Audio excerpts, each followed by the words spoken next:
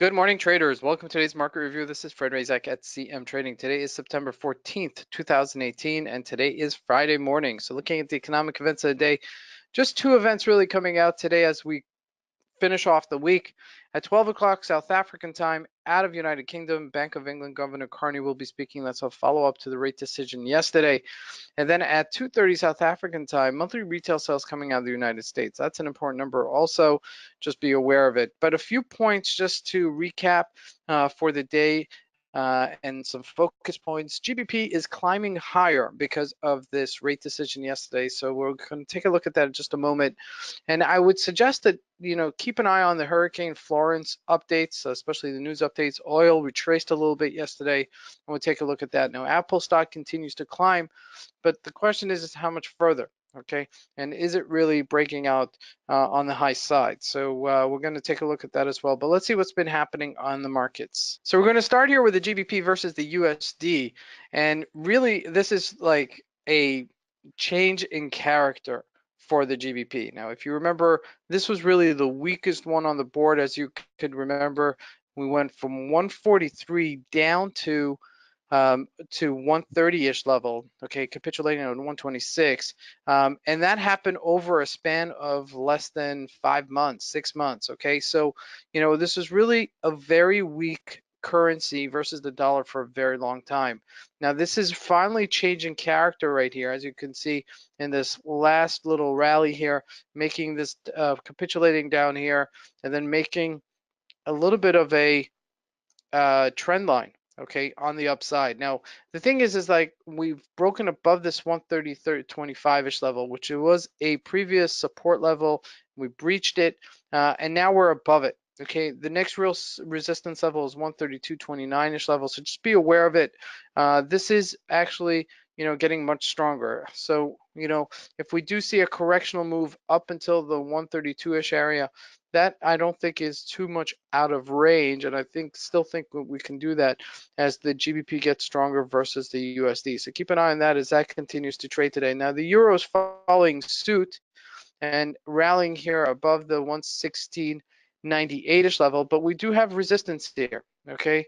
And we've had resistance here several times, okay? So if we do continue to break above this level of 116 and we do close above the 117, we could go to 117.43, okay? That's our next resistance level. So keep an eye on those two as that continues to trade. Now, across the board, everything's been getting stronger versus the dollar. Aussie USD had a nice rally yesterday after some job reports, some favorite news, and now it's rallying a little bit, okay? So it's 72.019, and it's pretty much, coming along as the situation is, subsiding versus the dollar. Now this is, it seems like this is across the board as this is happening.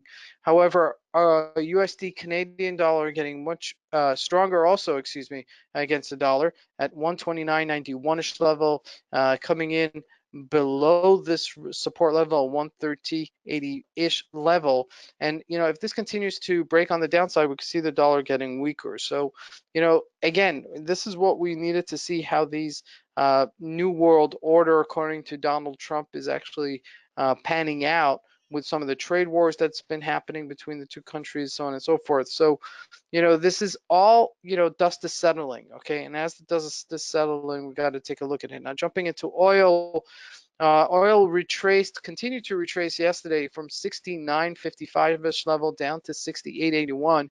And this is classical news, pump and dump kind of situation where the markets really, look like it's going to take it higher and people overreact to the news, and then it has a correctional move on the downside. And sure enough, that's exactly what happened here. So, with the news still coming out, this could still play out very volatile, either on the upside or the downside. So just be aware of it if you're, if you're in front of your computer and you're listening to the news, it's something to keep an eye out. Now, the markets are closed over the weekend, and most of the storm's damage will actually be coming in over the weekend. So, that's a little bit of a risky play to take a position over the weekend. So just be aware of that. Now, jumping into the indices, Dow Jones, nice little rally yesterday, about 200 points. We finally broke off of this, 25,900-ish level, just consolidating. If you could see here, we consolidated quite greatly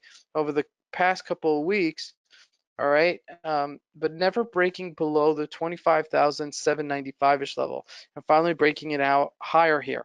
Now, if this continues today, we could definitely see it continue going into the 26,500-ish level. Remember, we're only about 500 points from our all-time highs. Okay, so if we take a look at a larger time frame, if we go on a daily, you can see that we're not that far off from our all-time highs. Now, this is really hitting a nice little rally right here, okay, all together. So so to speak, it still has momentum on the upside. Now, this is not indicative of Apple. Apple Computer is a NASDAQ stock, so the markets are getting stronger. Just the overall trend of the market is getting stronger. So that's a little bit reassuring that the market may actually still rally into all-time highs into the end of the year. Now, looking at Apple, we had a nice gap up yesterday and then a gap and go, and settling at 226. So the question is, are we going to break above this 228, 229-ish level? And that's the question of the day. Okay, we're only about $3 away from it, and we need to see some continuation to this buying. Okay, it could be just hype. It could be just things need to see how they're actually coming in terms of the price of the new phones that it's coming out with. So this has where to go on the upside still. Okay, so just be aware of that as we continue into this weekend. This is Fred Razak. I want to wish you guys a great trading day. Thank you.